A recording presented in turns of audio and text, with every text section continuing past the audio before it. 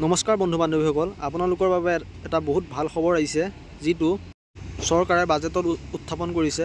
আপোনালোকৰ মানে এটা পৰিয়ালত এজনো যদি চাকৰিয়াল কৰা মানুহ নাথাকে, তেতিয়া আপোনালোকক 5% অতিৰিক্ত নম্বৰ দিয়া হ'ব। যোনবিলাক মানুহৰ ঘৰত চৰকাৰী চাকৰিয়াল নাই, তেওঁলোকৰ বাবে এইটো বহুত ভাল সুবিধা আহিছে। তাৰ বাহিৰেও মই আজি আপোনালোকক বহুত কেইটামান কথা ক'বলৈ আহিছোঁ, যিবোৰ মানে বেলেগ ফেক ইউটিউবাৰে যিকোনো মানে মেডিকেলৰ ক্ষেত্ৰত বহুত কিছুমান ফেক কথা কোৱা হৈ আছে। মই আজি চাই পিনে গম পালোঁ, অসম পুলিচৰ মেডিকেল তেনেকুৱা ইমান হাৰ্ড নহয়।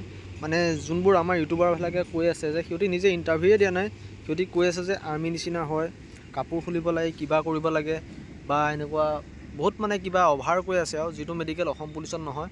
অসম পুলিচত আপোনালোকৰ মেডিকেলত ফিট হ'বৰ বাবে মেইন প্ৰয়োজনীয় বস্তুটোৱে হ'ল আপোনালোকৰ চকুটো যদি আপোনালোকৰ ভাল থাকে 100% আপোনালোকে চিলেক্ট হ'বই। তাৰ বাহিৰে আপোনাৰ চকুৰ বাহিৰেও আৰু বেলেগ আপোনাৰ হেৰি আছে, আপোনাৰ কালাৰ ব্লাইণ্ডনেছ, যিটো কালাৰ ব্লাইণ্ডনেছ সেইটো অলপ ভাল হ'লে আপোনালোকৰ নো টেনশ্যন। আৰু নকনি কিবা কিবি এইবোৰ মানে ইমান ধৰাধৰি নকৰে।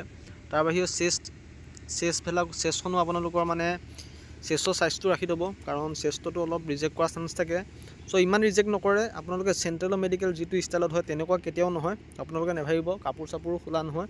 তাৰ বাহিৰেও আপোনালোকৰ চকুটো ভাল হৈ থাকিলে আপোনালোকৰ 100% চিলেক্ট হ'ব। মই নিজে অসম পুলিচৰ মেডিকেল দি থৈ আহিছোঁ, যিহেতু মই জানো অসম পুলিচৰ মেডিকেল তেনেকুৱা চেণ্ট্ৰেলৰ নিচিনা হাৰ্ড নহয়।